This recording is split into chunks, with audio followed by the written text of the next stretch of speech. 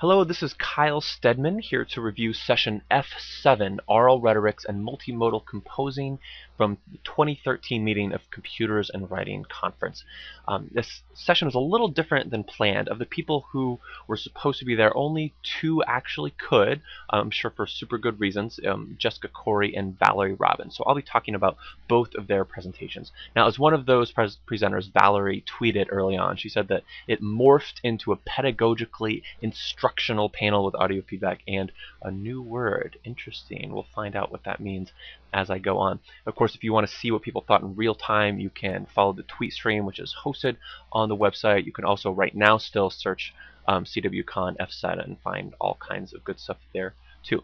Before we dive into the real review, let me tell a quick story myself about my master's thesis, which was called Plagiarism Narratives. Now, in that thesis, I interviewed undergraduate students who had been found guilty of plagiarism, trying to get them to tell their stories, to share the complicated interconnected weave of things that led them to whatever they did, whether that was an ethical problem or just a not understanding sources problem. The reason that came about is because I was working for an organization called the Honor Council on campus, and part of what my supervisor and I did was try to help teach other different organizations on campus about how to manage those complicated things effectively. And one thing we found was that very quickly when people heard that you were there to talk about plagiarism, which is bad, it's negative, if you might be a plagiarism ninja, I guess, we found that the tone of the meeting went very differently when we focused on stories, when we told the stories of people who had been in similar situations. So you say, why? I thought this was a review of a panel. Remember, like that's what we started with back over here. Well, it actually is. The purpose of me telling you that story is because I was inspired by the first presenter, Jessica Corey's presentation. It was called Sustainable Storytelling: Novice Teachers' Use of Audio Feedback. She was careful to point out in the presentation that that apostrophe should really be here. One novice teacher's use of audio feedback, her use of audio feedback. And what was really intriguing about this was that what Jessica did was she would give audio feedback to her students' writing, but also she would allow herself to go off on what almost might seem like tangents. She would think, what stories in my own life does this story in the student's essay remind me of? How can I show the student how much I am hearing him or her and how much I'm actually a real person feeling a real response to your writing? And this is partly in response to her background in creative nonfiction she mentioned. So in her presentation, she gave a lot of background of scholarship on storytelling, which honestly, I felt a little embarrassed to be so unaware that there was so much great work on storytelling out there. And then she also talked a lot about some of the feedback on using audio feedback, focusing a lot on this fellow Philip Ice. I think he's in education. He, in one of his pieces here, says that we believe the inclusion of an auditory element might strengthen both the sense of community and the instructor's ability to effect more personalized communication with students. In other words, all the research on audio feedback says it's good, essentially.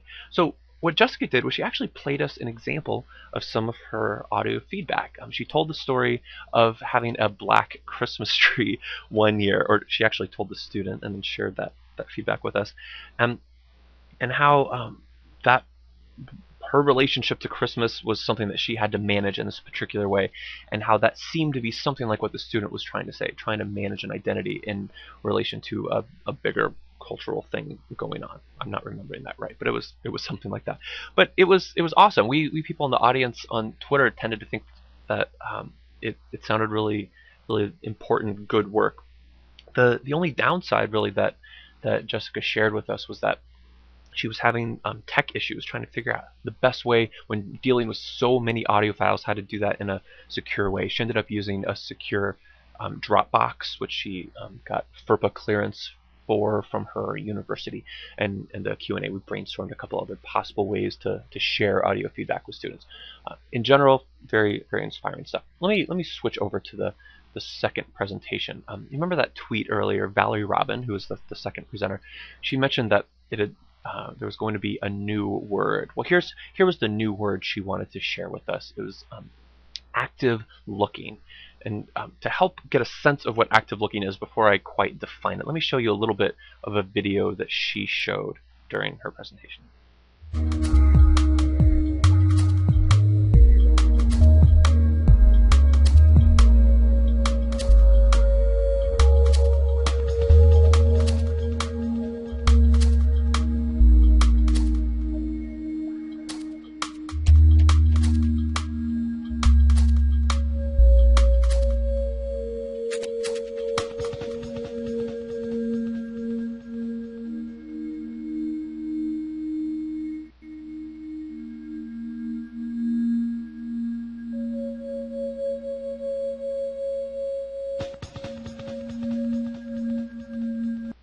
video goes on to help us think through all of the various interfaces that we're experiencing content through when we watch this video, or really in the bigger picture when we watch anything. Of, of course, if you don't believe that the video is really there, here it is. It was projected up on that stage, which adds a whole other layer of interfaces. Here's how Valerie Robin defines active looking. On her site, which is this nonlinear breeze through all sorts of interesting things related to active looking, she has a great definition page. And here's how she defines it: a process of seeing with specific intent to then produce. This is the core of her pedagogy and the core of what she wanted to share with us. This idea of training students to not just look at the communication they're getting, but also look at how it was made, look at the interfaces through which they get it, not just to be like, oh, now I know that, but then so that they can produce something like it. It actually reminded me of James Paul G., who coincidentally was at the same conference, right? In when what video games have to teach us about learning and literacy, he has this line where he defines critical learning. He says it's a meta level sort of thinking about the game as a system and as a designed space. That's critical learning, that's critical thinking. It was a really great overlap between what Valerie was trying to tell us and the larger themes of the conference. So in practice, Valerie then talked a little bit about, in her multimodal classroom, what it might look like to proceed from a fundamental, dedication to teaching active looking. It was great. Again, it was filled out in the Q&A. We had a lot of time for that. It was a really worthwhile time. So let me think about myself. So if I'm like, well, I saw Valerie's video here and I want to be inspired by that. I want to go on and do my own sort of practice active looking. I want to look at this with an eye towards producing myself.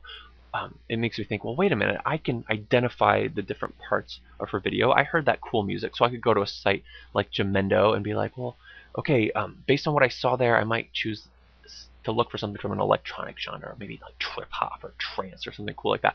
And then I might say, well, you know what, I need to learn more about that genre, so I might go to other sites where people use that same genre of holding cards up instead of talking. People who are getting 3 million hits on stuff like that.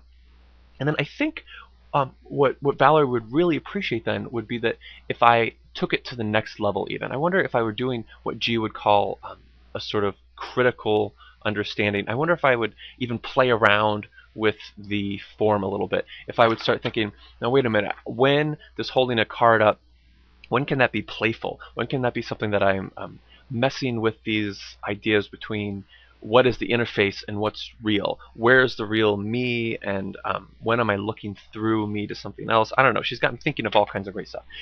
In other words, in the same way that Jessica was asking us to look associatively and to think about what things made us think of, session F7 made me think of all sorts of things, including, obviously, this review. It was great. Thanks, everyone.